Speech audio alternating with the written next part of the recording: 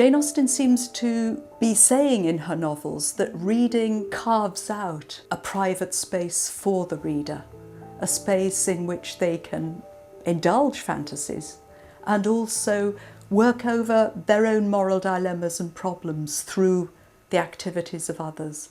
And I think this is what she saw as the purposes of her own novels, that she combined a close social realism with a certain moral seriousness, a belief that the actions of the novels, the kinds of activities her characters are indulging in, which after all are the activities of everyday life, activities like falling in love, the relationships between parents and their children, getting on with one's neighbours, trying to work out who means us well and who might not, the ordinary morality of life.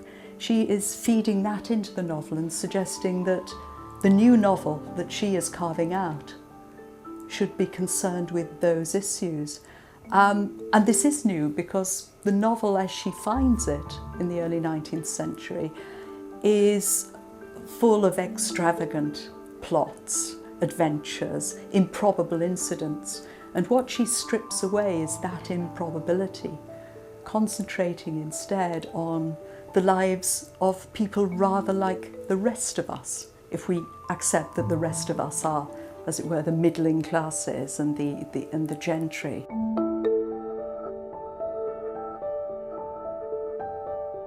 If we try to reduce her novels to their plot elements, we find that there is very little there. These are not the stories of abandoned babies who find themselves kidnapped and sent off to sea and eventually discover that they are the long-lost children of dukes. These are novels in which, the most important things that may happen are whether or not we can afford to have a ball in the village, when exactly we will put it on, and whether we'll follow it with a picnic. That can be the whole of Jane Austen's plot. In her own day, readers quickly realised that she was doing something new in the novel, and she gained a very respectable reputation as an ambitious novelist.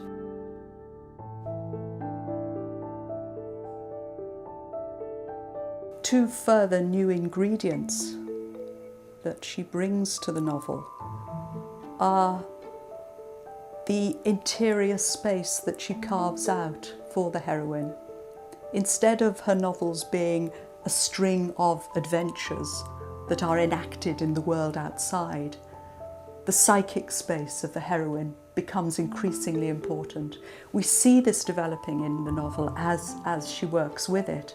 And so it's at its most intense in her later novels, in Emma and Persuasion, for example, where we find that we spend as much time inside the heroine as we do engaging with the events outside.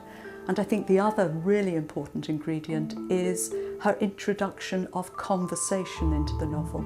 And by that I mean something like the real exchanges that real people have.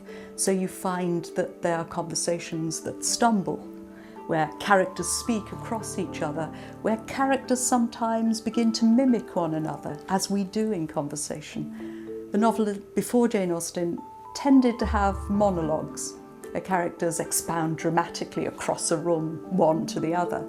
And indeed, after Jane Austen, that's often the way with conversation. She is quite remarkable, I think, in bringing something natural into the novel, and that's her contribution to the development of social realism at this time. I think a sign of how well she was developing many of these natural features in the novel is that several of her readers did write to her and say, "Oh, Mr. Collins, he's obviously our vicar." Or another character, Mrs. Elton, "She's just like somebody I know, you must know her too."